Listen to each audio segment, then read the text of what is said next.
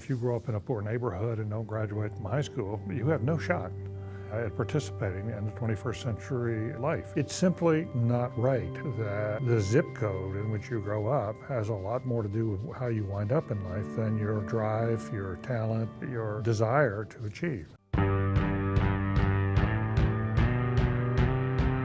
The mission of Thrive is to empower at-risk students to transform themselves into self-sufficient college graduates. And the way that we go about doing this is through a part-time boarding model. So what that means is that we take 6th through 12th grade students, both boys and girls, and we bring them to Thrive's campus on Sunday night. They stay with us Sunday night and they're there until Friday night. They go home on Friday night so they're able to spend some time with their families. But we're able to give them all the benefits of a residential environment any night before they go to school. What it looks like on the day-to-day basis is that they go to school like they would normally during the day. They have regular teachers, regular classes. But in the evenings, they come home and they're living in family-style units. So in these family-style units, there's 10 students and there's 1 residential advisor. And that advisor helps them do their day-to-day chores, so budgeting a household budget, paying bills, cooking, cleaning, anything a normal household would do. In addition to that, they're also getting extra tutoring, they're getting extracurricular activities, they're getting physical activities, arts, music, sports, science, everything that you could want for a kid is being put into place with them. So there are lots of things that we have in place currently in a traditional school model that are meant to support students, and for the most part they do. There are lots of structures that when you follow them correctly, they're going to help kids.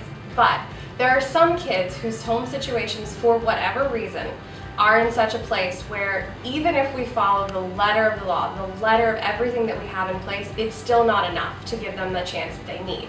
They need something extra. They need a little bit more support. They need a little bit more tutoring, a little bit more structure. And Thrive gives us a chance to provide them with that. The important thing to remember is that while Thrive is not the solution for every kid in every family, there are some kids in some families for whom it's the only solution. It gives us this chance to meet every need that a student has. If they're having social and emotional issues, they're living with a social worker in the evenings who's implementing an emotional behavior plan, who's helping them work through any coping difficulties that they have, any anger management problems that they have.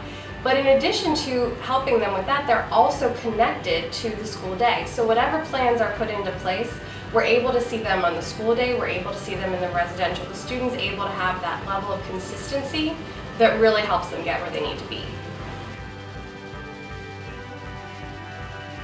We think of Thrive as something much bigger than a traditional school experience. We really want our kids to not only go on to college, to graduate college, but then to reinvest themselves in their community. We think that that is the ultimate goal for a student. So after they graduate college, we want to see them come back in their community and be a part of it in some way, whatever that means for them. If it means opening a small business, if it means practicing law within their community, practicing medicine, whatever their degree is, we want to see them give that back to their community. And that's what makes us significantly different, is that we're looking at a whole life cycle of a student, not just 6th through 12th, not even just 6th through the end of college, but 6th through the end of their lifetime.